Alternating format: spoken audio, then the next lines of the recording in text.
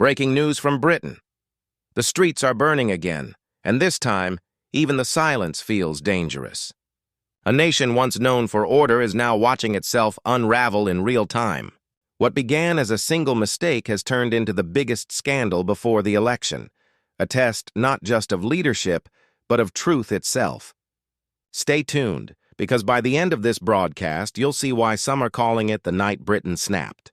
This is Brit Alert News, and if you still believe truth should never be silenced, subscribe now and stay awake, because this story changes everything. It started with one tragedy and one failure that could have been prevented. An illegal migrant from Sudan, recently released from custody, brutally murdered 27-year-old mother Ryan White in Warsaw. She wasn't just a victim, she became the spark.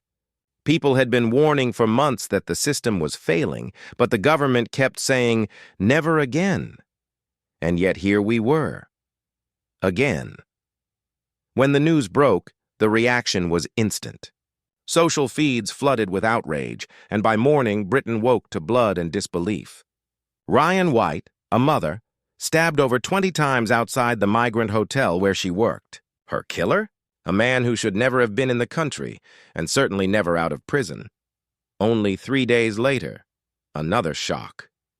Another offender released by mistake from HMP Chelmsford. His name was already whispered around Epping, the man who assaulted a 14-year-old girl. This time, the public didn't wait for statements.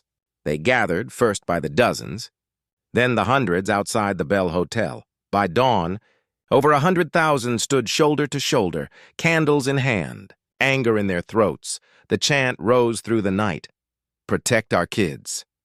Bottles flew, flares cracked, and fury lit the sky.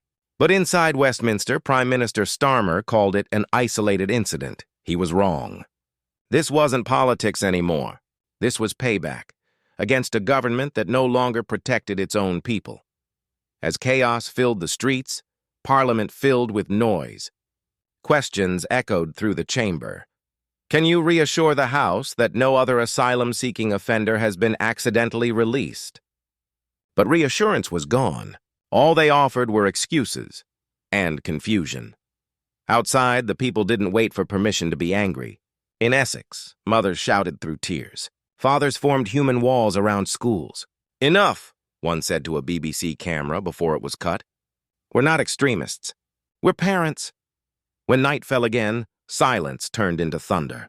Thousands marched through Epping's narrow streets. Police lines trembled under the weight of fury and fear. Smoke rolled like a storm through the town. Riot shields clashed. Sirens screamed. The Bell Hotel, once a shelter, now stood at the center of an uprising.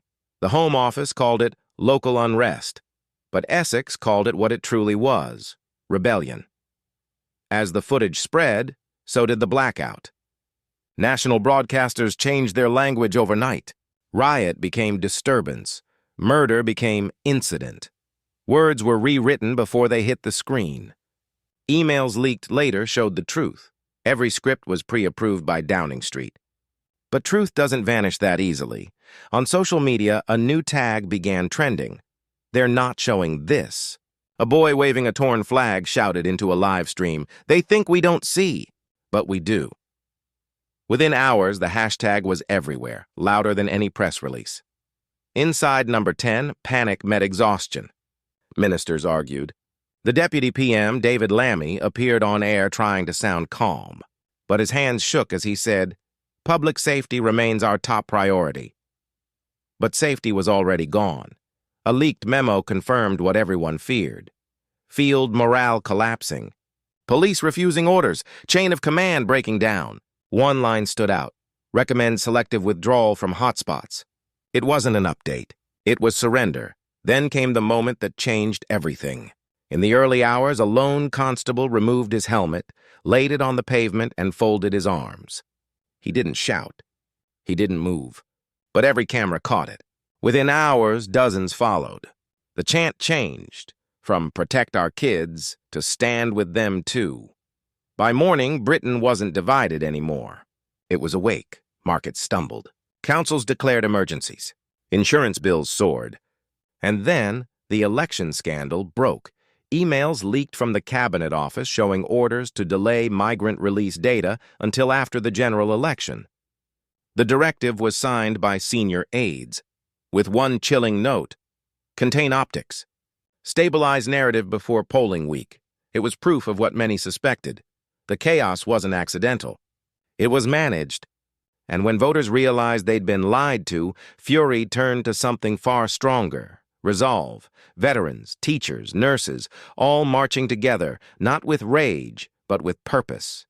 They filled London's bridges in silence, flags folded, heads bowed. It wasn't a protest. It was a funeral for trust. Foreign media called it the Quiet March. Westminster called it a risk to stability. But to everyone watching, it looked like a country remembering who it was.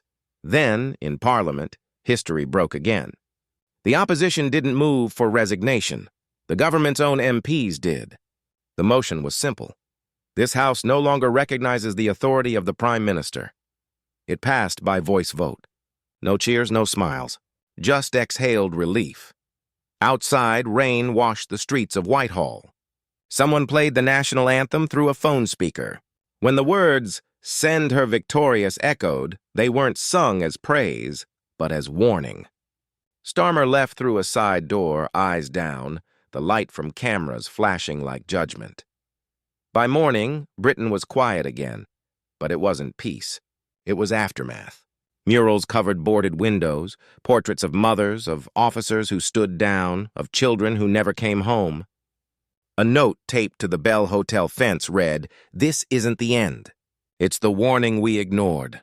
For the first time, Britain listened, not to politics, not to promises, but to the silence that follows collapse.